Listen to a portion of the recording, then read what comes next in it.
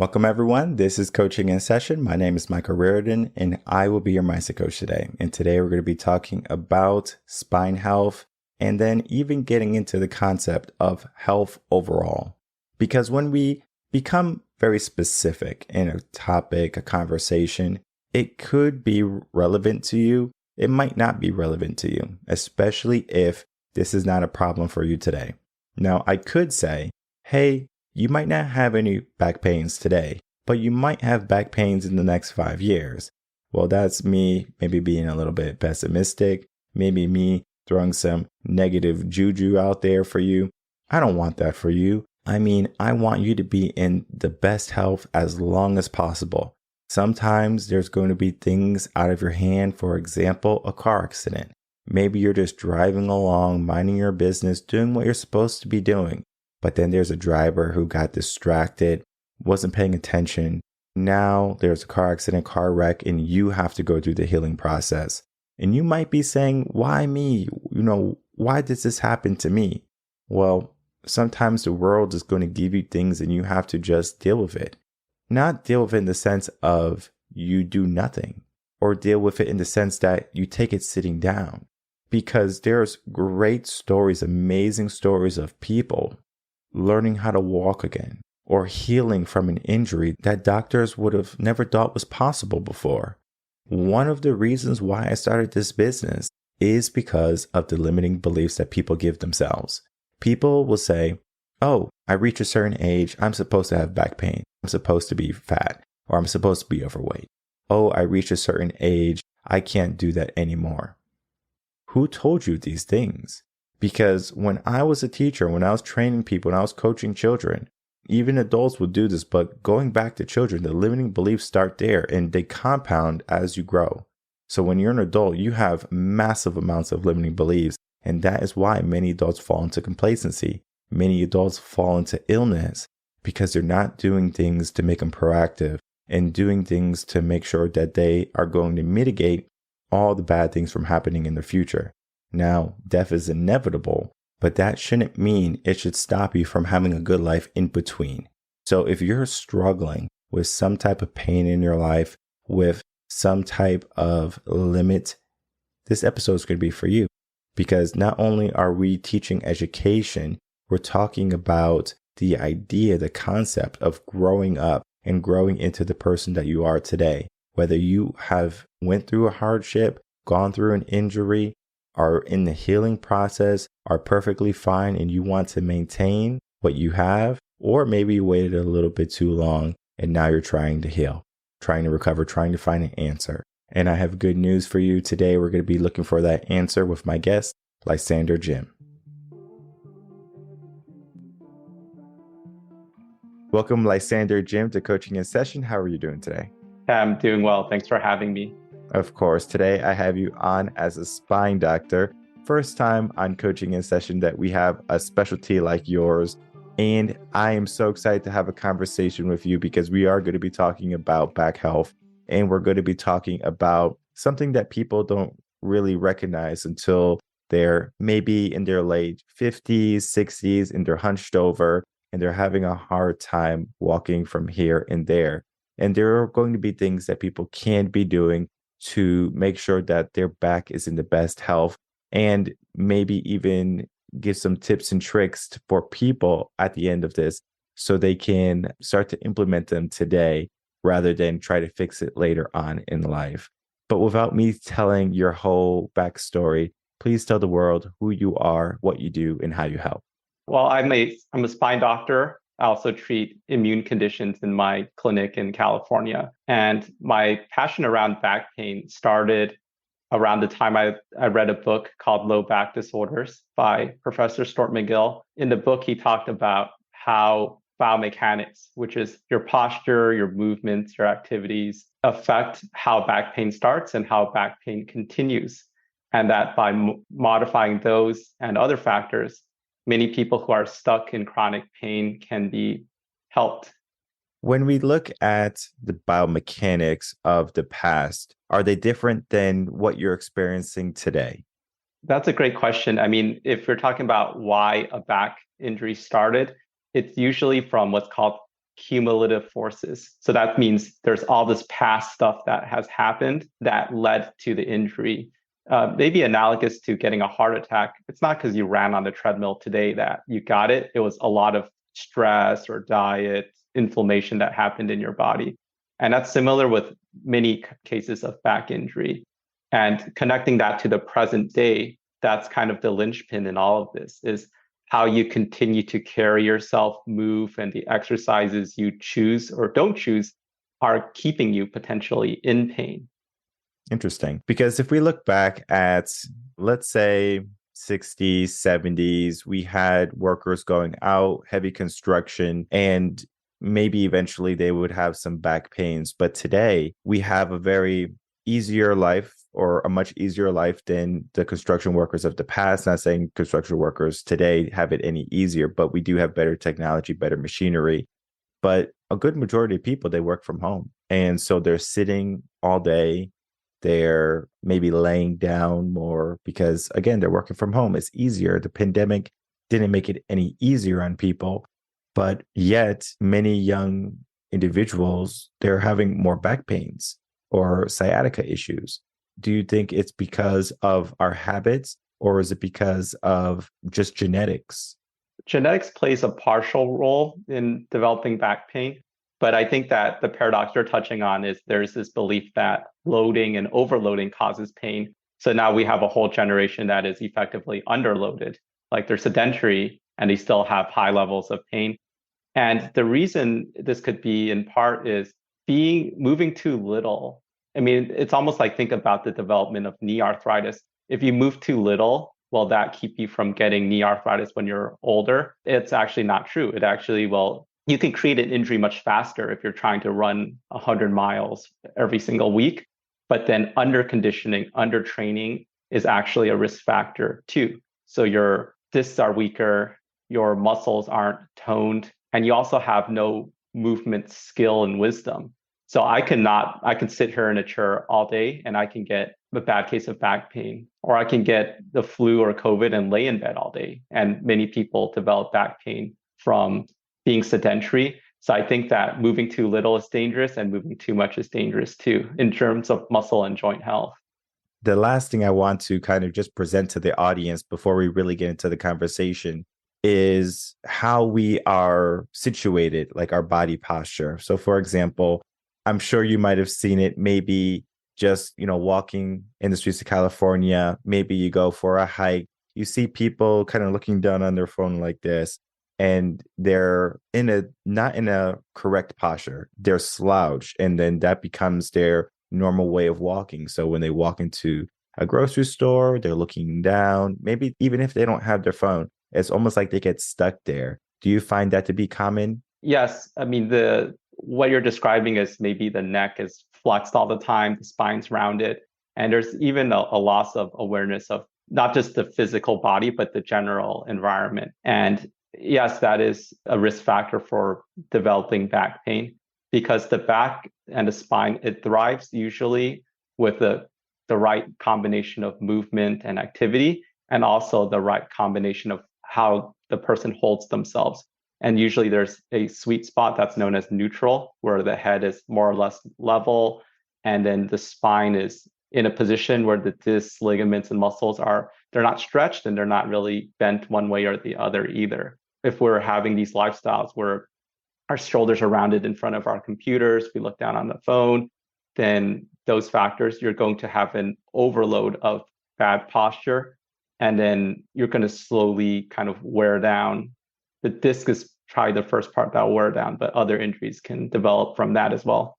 Okay, great. And let's start to look at the healing process. So let's say someone comes to you with back pain, let's say lower back pain, just to kind of give it a more specific answer. They have a lower back pain and they say that they have been experiencing this for years and they've been taking just medicine to kind of cope with it. What would be some of the things you do first for this individual to help them relieve some of that pain and then to heal that pain so it's not going to be there for the rest of their life?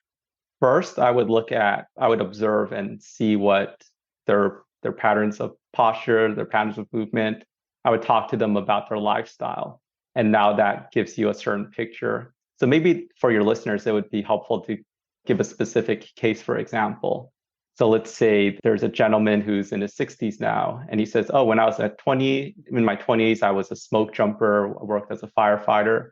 And so right off the bat, you think, oh, this person, his spine has probably taken a few jolts. He's had an adventurous life. And then I would do, physical exam. And what that process, this clinical assessment is intended to do is to determine what the pattern is. And one of the key aspects of it is what are the patterns of postures, movements, activities that create the pain?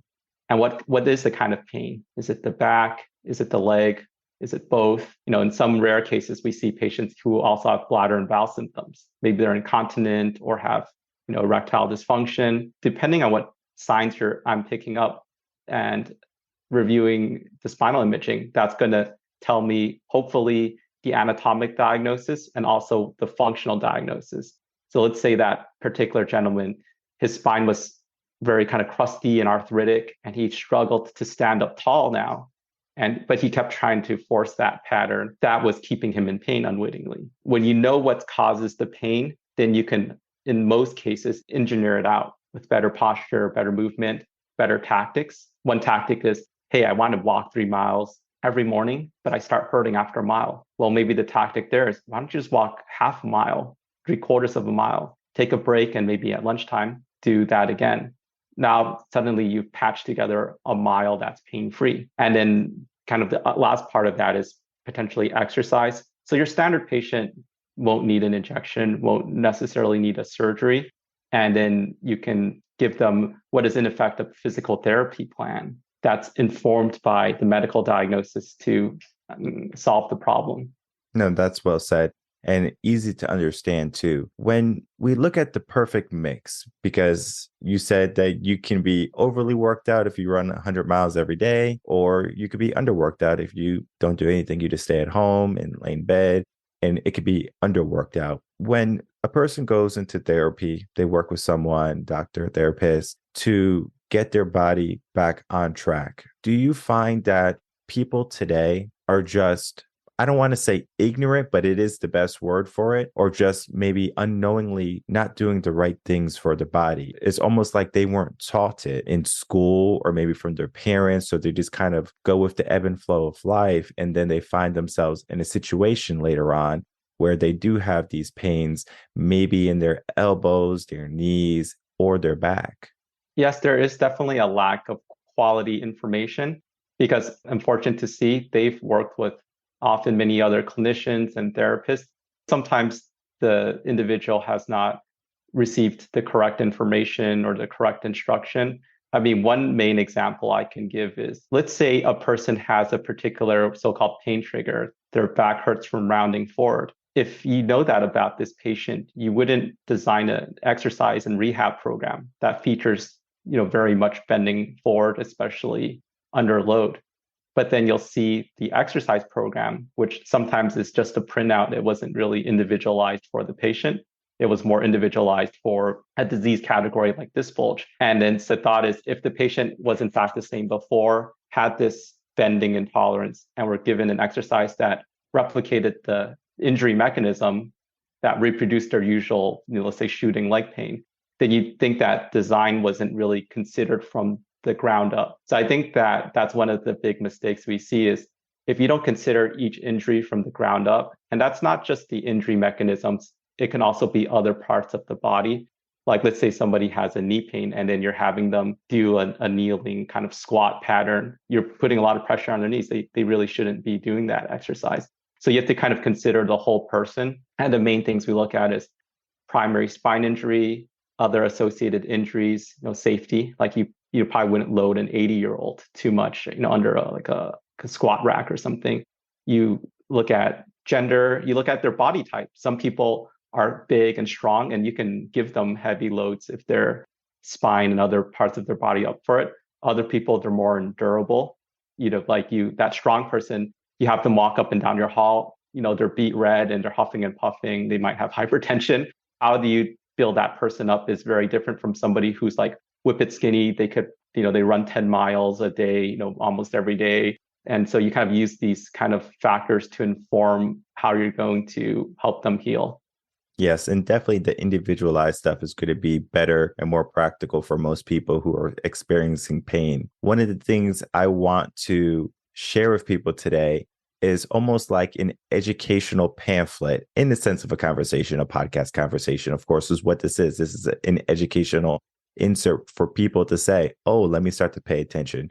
Because if a parent is listening to this, they can say, oh, maybe introduce some spine health or some type of body health for my child because I want them to grow up and they could be 65 running around. And that is just going to be the level of education that someone gets. Because if they're never told or talked to about health, be it body or mind, as they grow up, they're going to fall into this circumstance that they're doing these poor habit choices of maybe lack of movement or doing the wrong movement, or if they feel like their back is hurting, they have to stretch it more. So they're doing things that might enhance the pain in order to get rid of the pain. But that can be from bad information that they received. And I have found in my years of teaching that we don't really do the best job at teaching education to the youth, health education.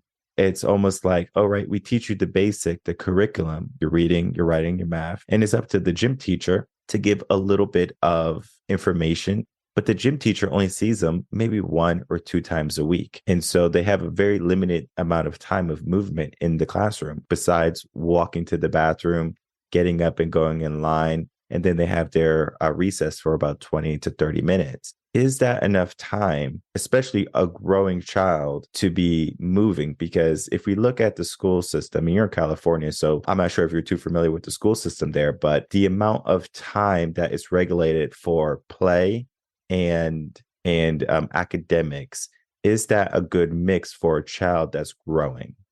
Well, I think that, certainly the standard curriculum. I have a 10-year-old in the public school system, and it's last year, the school had a program where several times a week, the children would be encouraged to run a mile. And I don't know exactly why, but this year that program has been banned. And I was disappointed. I mean, I'm not sure it's a great idea that every kid runs a mile. It might be too much for a lot of the children who are, you're taking some very deconditioned, out of shape children, and just running, you can certainly create problems. But I think that it was the idea of more movement was a move in the right direction. And so what do we do about that? Now my son, he goes to jujitsu a couple times a week. We go climbing, some days we try to take a walk, do a little walking or running before school. And when we run, by the way, he's only 10. I'm not really running him a mile. We might run 100 meters 3-4 times. And for both of us, it's a transformative way to start the day. So I think to answer your question, yeah, it's not, there's a lot of things that school maybe ought to teach, and it's a kind of a common social media topic. Should school teach us about movement and posture? Or usually people should teach us about taxes, or human relationships and psychology. I mean, the school system is largely, I find that the teachers we've had the luck of having a lot of good teachers, but they're teaching a curriculum, and then there are these basic skills. So I would say it's really on the family's responsibility, I find, to try to create that environment or that encouragement, because we can definitely, myself or my family, you could easily drift into sedentary lifestyle. Like most of California, we can't really walk to the school. We can't even walk in the area around the school. It's not that, there's a lot of traffic, but closer to where we live, can we take a walk and then drive over? And it's building in these kind of habits. I do think there's this huge deficiency in movement and quality movement in general. But just to start, if people just walked to school, I mean, that would be transformative if that's possible. So I don't know about you, but if I don't get some activity in, it's hard for me to stay present and focus and read. And then I'm not having to sit there for many hours a day anymore, having gone through this, a lot of education to get where I am. Yes, I stand with you on that. The first thing I do in the morning or when I wake up, it's like gym. I have to get going. And it's not even so much about like lifting heavy weights and getting the muscle. It's about just having the action and moving. I can walk on the treadmill, maybe a steady state incline. I could do a little bit of Stairmaster, lift some weights and do some pull-ups, push-ups, planks, things along those lines.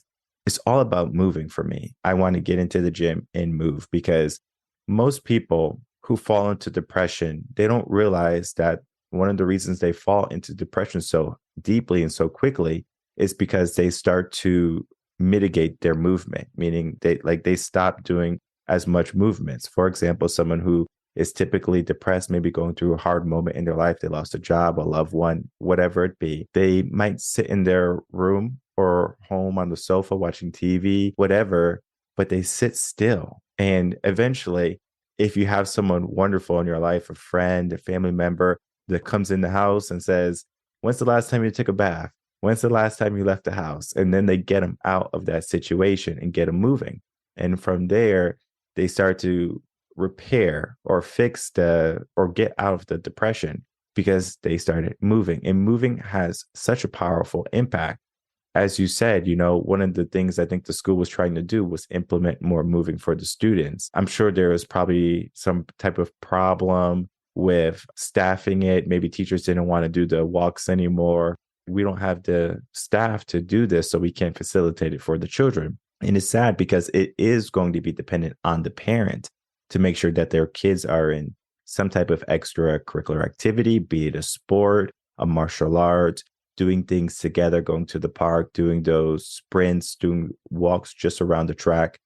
That can create a lifestyle that's going to help adults, when they are finally older, be more conscious of how their body's operating. I'm not sure if you have heard this before, but typically someone might reach 45, 50 years old and their back starts to hurt. And they say, "Oh, my back is hurting because I'm old." Do you think there's some truth behind that logic of someone just saying, "I'm 50 and I'm old and my back hurts"? Like, are you supposed to be 50 and your back hurts? Or is that a fallacy?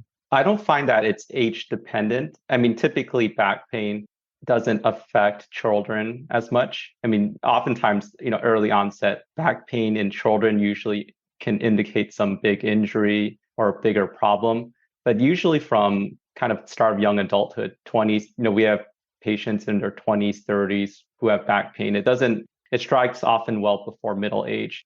But I mean, I think your question was kind of getting at, is kind of back pain an inevitable part of life? Because I think some of the stats it varies, but they'll say, well, at some point in your life, at least 80% of people are going to develop, some episode of back pain.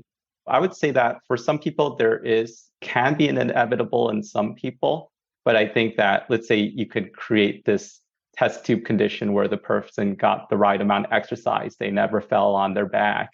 There's all these different factors. They had great posture. They got to move the right amount. They weren't forced to be overly sedentary for work or home life. Then you can go through your life with minimal episodes of back pain. Save the odd kind of injury where you kind of tweak it, lifting furniture. But if you're in great physical condition, though, and you have, good lifting form and you're sensible in what you put yourself under, then you can stay pain-free. But I think there's a lot of those kind of situations where they'll say, "Oh, if you're not flexible, then you'll develop back pain for sure." I mean, people would tell me that because I'm not a very flexible person. And they would say, "Oh, you're going to definitely develop back pain." And then if some of these are actually myths, like it's actually not true that if you're inflexible that you'll necessarily develop back pain. I think if you're inflexible and you try to overstretch or like reach beyond your means, then yeah, you're at risk for certain activities. But if you kind of stay within your envelope of safety, and for range of motion, for loading, that's different for each of us. Like I know if I lift beyond my capacity, I'll probably get some pain, or if I twist and move beyond my capacity. But if I stay in my range, which fortunately right now is pretty broad, then I'll be okay. I have some friends who suffer from back pains, and it's almost like a spasm every, change of season. So like in the fall, they'll get a back pain, it seems like, and they like can't move. They're just literally bedridden. And they take these muscle relaxers, but I don't think they speak with a spine doctor or a specialist. I think they just get them from their regular physician. Do you think it's a good idea if you're going through something along those lines where you're having an immense amount of pain to see a specialist rather than just your regular family physician? I think the family physician is a good place to start, but if the issue isn't resolving, it makes sense to escalate the level of care to the best specialist that you can see. I started off my career as a pain medicine doctor and prescribing a muscle relaxer, an anti-inflammatory, and opioid. That was the main thing I did in that original practice. And it doesn't fix the underlying problem. It provides symptomatic relief. Some would say it's a band-aid approach. And I certainly found it not satisfying to just put a band-aid on it, especially when you consider the risks of these different medications. And then it was through, learning the McGill method and figuring out, well, there is a way to treat it, but you have to be thorough in your assessment, kind of precise in your diagnosis, and kind of skilled in your coaching in order for it to work. No, that makes sense, because I know some people will take the drug before they do the work, because therapy can be painful and it can be scary because people don't want to go through that hard moment in their life where they have to struggle through the pain. I know many people who try to avoid therapy because they think of their former self quite often. They could walk before and now they can't walk, or they struggle to walk upstairs, or they struggle to bend over and pick up a box that has nothing in it. Mentally, it's a strain on them. It's just like, I don't want to see myself like this. Think of someone who doesn't want to see one of their parents passing away, or, like in bed sick, because they don't want that image of their parent like that. And sometimes a person gives themselves that image of their healthy virgin self. And now they have to see this person that is healing or should be healing, and they can't come to reason with that. That can be very difficult. When someone is in denial because they look back at their childhood, maybe they look back at when they could do something well, and then now they're at this place of, I need to make a change in my life. What is something you do to help them get through that hard moment in their life? I'd start with meeting them where they are. I mean, I try to acknowledge, for any of us, if you could do something or had something before and you lose it, then it's a difficult process. And there's a huge psychological component to rehabilitation and healing. But what I'd like to do is just bring it to the present and say, well, here's where you are. And, in some cases, there is a prospect to getting back to your full pre-injury conditions. And sadly, in some cases, you can get better, but you might not get all the way back. It just depends on where the person is. And then I think a lot of it is kind of context. So sometimes people will say, oh, I'm really sad because, my pain is all gone, but I still can't golf yet. And then I kind of just give them some context. I would say, well, if you were in very severe pain before and you have no pain, that's actually a huge victory. And then, of course, you want to build on that and regain function. But usually the first step is you want to wind down, that is, get rid of the pain, and then you build function and robustness afterward. And we have some general ideas, based on the type of injury and how sick they are, of where they likely can get. But then I always just say, well, if you want to get to, Z, you got to kind of get through a couple of things, and then that will inform how well you're likely to get to this end destination. But it reminds me of this interview I heard with Arnold Schwarzenegger. He's promoting his great book, by the way, Be Useful. And then he's just talking about aging and how his body is not as awesome as it used to be. And he says, well, it's not a big deal for a normal person, because he's like, their bodies were always crappy, but then, but he had this like world-renowned physique. I see that too in my patients. I mean, some of them are or have been so athletic, like they were just killers, like they mixed martial arts, jujitsu when they were young, and now they're 60, 65, and they still want to take out the next generation, right? They're training with 20 and 30-year-olds.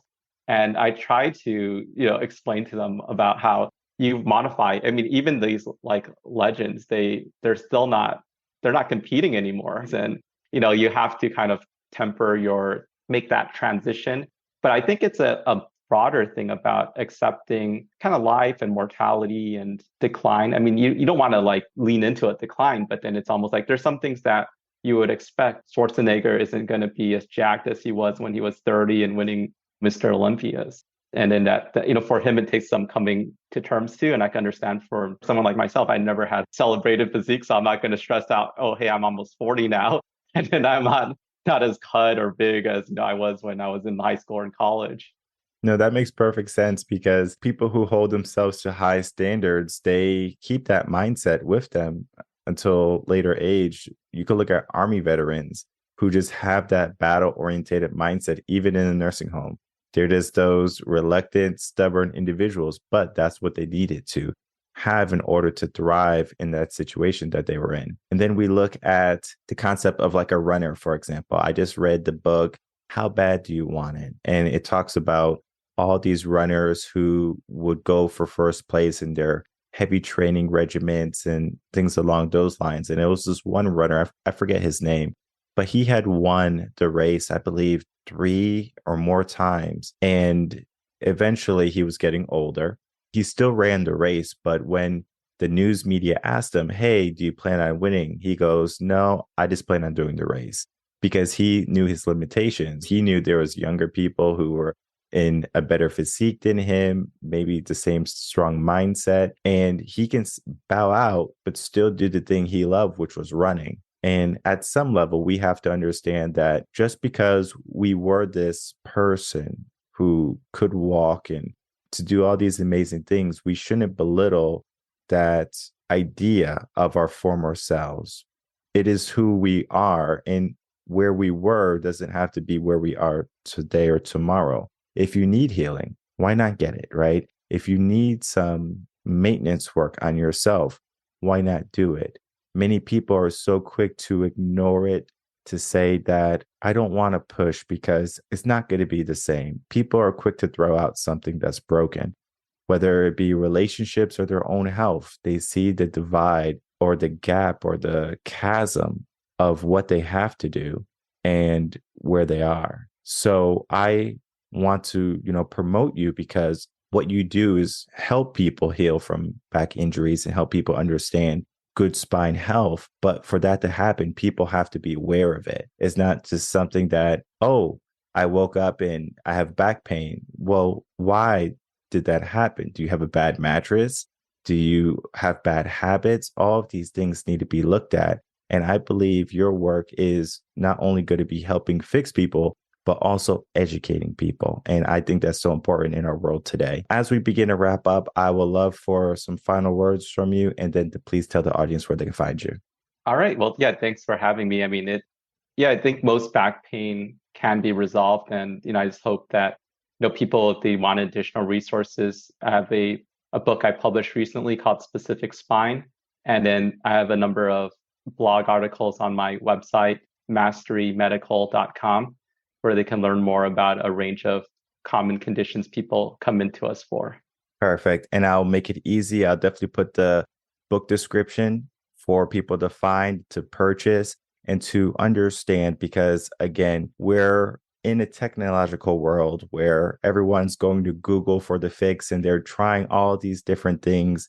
But I mean, even when I had my car accident in 2010, I believe, I went to go see a specialist, and it was the best thing for me because I couldn't even do a sit up. It was that bad. And when I was done with my therapy process, trust me, it did not feel good. But after, I felt great. And I'm very aware of my back, my spine, my health because of that accident. We can learn to heal. If you are struggling with pain in your life right now, do not sit in it. Do not try to just do the Band-Aid approach. Learn to heal from it. And I think you're going to be a great asset in anyone's corner to get them back to health. I want to thank you so much for coming on, spending some time, and talking about the work that you do. Hey, it's my pleasure. Thanks for having me. All right, everyone. I would like to thank you so much for watching that episode with Lysander Jim and myself. What went on is we talked about his profession. We gave some practical tips here and there in the beginning, but then we really got into the juice of it, where education is lacking, and it's not so much of the teacher's fault. We're not going to call our mom or call our grandma or grandpa, whoever, dad, and we're going to call them and say, hey, the reason why I have back pain is because of you. All right. I'm so mad at you. We're not going to do that. The past is the past. But what we can do is we can help the next generation. This is going to be the powerful things that we can do.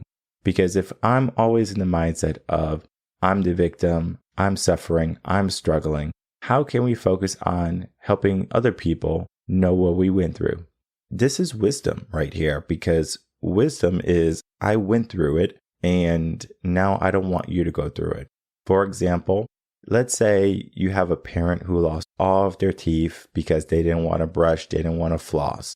Now they're telling their kids, make sure to brush and floss, otherwise you're going to end up like me with no teeth. Maybe that's enough to ignite, let me brush and let me floss my teeth. Maybe when they're 30 or maybe when they're 40, they still have their teeth because they're doing the things to help those teeth stay in their mouth, to be healthy. But health is not just teeth. It's not just your weight. It could be how your body naturally works.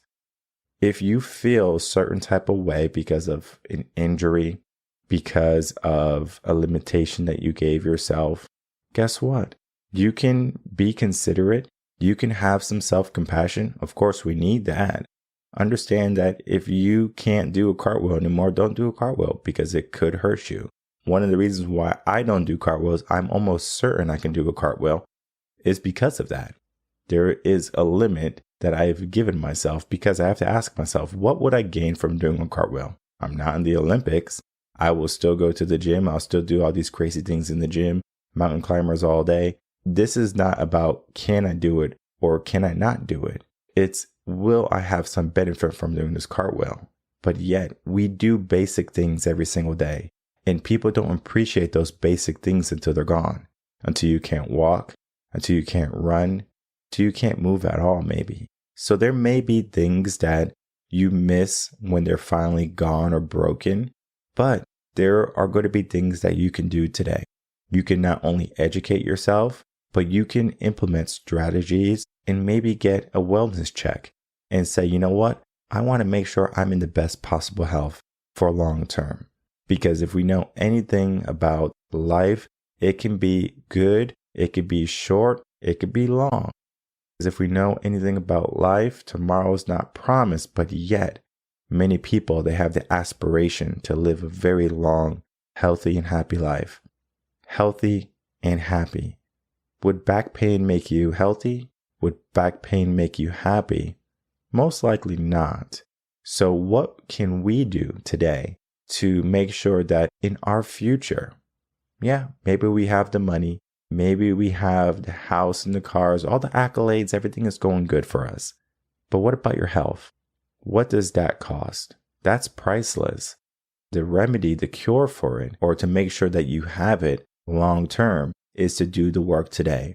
You're not going to floss your teeth and brush your teeth when they're falling out already. The same thing with your body. If your back is hurting, we need to get it back. And no pun intended. If you are struggling to move, we need to get you back to being mobile. The limits might be there. The pain might be there. Let's start where you are. And I can tell you a great place to start. Check out the links below. Check out Lysander's book and begin a better journey of health. And don't stop there, people. What I want you to do is I want you to share that with the next generation that you're going to be raising, that you're going to be a part of, that you might have some type of touch or reach to. And just tell them your story and tell them what you went through and tell them how they can be in a better position. Because what we should be doing is helping the next generation be the best possible generation rather than saying they're the weakest generation to come. It's a very tough mindset.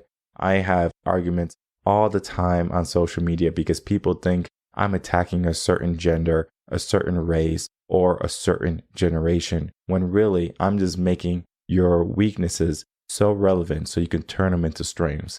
And if you're not aware of your health, how can you do the things that you want to do later in life? You have to be in peak optimal condition. Think of it as 100%. Think of it as your cup overflowing. When you're in the best health possible, you can do so much more. And that more can bring about so much more abundance, happiness, and longevity in your life. So reach out today to get that. My name is Michael Rearden. I'm a mindset coach. If you have any questions, email me coachinginsession@gmail.com. And I will see everyone on the next episode of Coaching in Session. Until then, everyone take care.